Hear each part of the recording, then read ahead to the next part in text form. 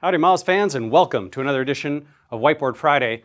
This week, let's chat about some things that Google is learning about web searchers and web surfers that may be impacting the ranking. So I was pretty psyched to see a patent a few weeks ago that had been granted actually to Google, so filed a while before that. That patent came from Navneet Panda, who, as many in the SEO space may remember, is also the engineer for whom the Panda update from Google was named after. Bill Slosky did a great analysis of the patent on his website, and you can check that out along with some of the patent diagrams themselves. Patents can be a little confusing and weird, especially the language, but this one had some surprising clarity to it and some potentially obvious applications for web marketers too. So in this case, right, Googlebot here, I've anthropomorphized him, my Googlebot there nicely, is thinking about the queries that are being performed in Google's search engine and basically saying like, if I see lots of people searching for things like find email address tool, email finder, and then I also see a lot of search queries similar to those, but with an additional branded element like voila Norbert email tool, or Norbert email finder, or how to find email Norbert, or even things like email, site:/voila-norbert.com. Googlebot might actually say, lots of searchers who look for these kinds of queries seem to be also looking for this particular brand. And you can imagine this in tons and tons of ways, right? So lots of people searching for restaurants also search for Yelp. Lots of people searching for hotels also add in queries like TripAdvisor. Lots of people searching for homes to buy also add in Zillow, right? These brands that essentially get known and combined and perform very well in these non-branded searches. One of the ways that Google might be thinking about that is because they see a lot of branded search that includes the unbranded words around that site. And so in Panda's site quality patent, what's described, and Navneet Panda wasn't the only author on this patent, but one of the ones we recognize, what's described is essentially that this algorithm is, well, not algorithm, very simplistic equation. I'm sure much more simplistic than what Google's actually using, if they are actually using this. And remember, when it comes to patents, they usually way oversimplify that type of stuff because they don't want to get exactly what they're doing out there in the public.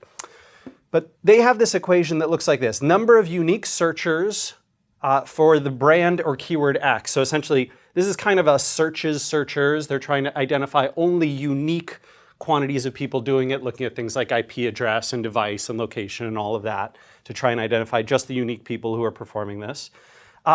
Divided by the number of unique searches for the non-branded version. So branded divided by non-branded equals some sort of site quality score for keyword X.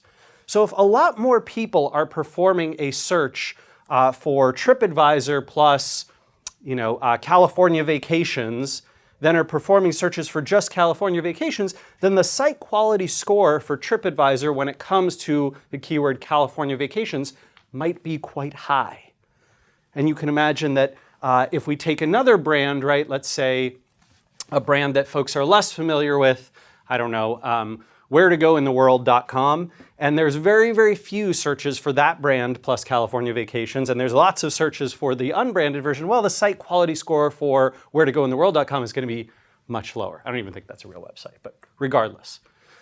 Now, I want to add one more wrinkle onto this, which is, I think, one of the things that struck me as being almost like a obvious, but not literally mentioned in this specific patent, was my theory that this also applies to clickstream data. And you can see this happening obviously already in personalization and personalized search, but I think it might be happening in non-personalized search as well. And that is essentially through Android and through Chrome, which I've drawn these lovely logos just for you.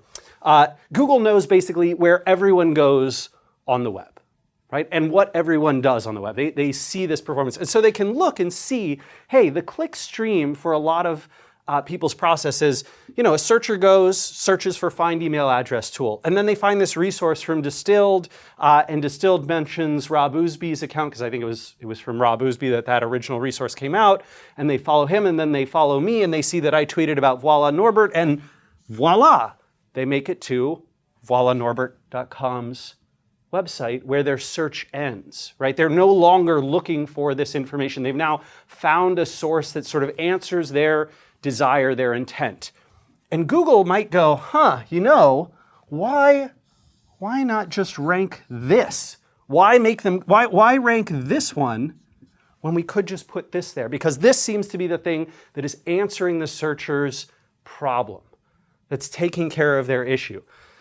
This is tough for marketers. I think both of these, right, the query formatting and the potential clickstream uses suggest a world in which building up your brand association and building up the stream of traffic to your website that's solving a problem for not just for searchers, but for potential searchers and people with that issue, whether they search or not, is part of SEO.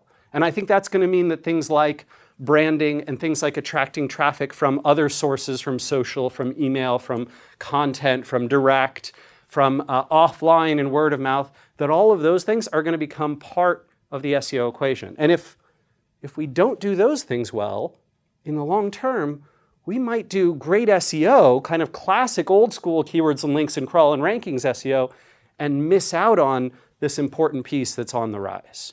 So I'm looking forward to some great comments and your theories as well, and we'll see you again next week for another edition of Whiteboard Friday. Take care.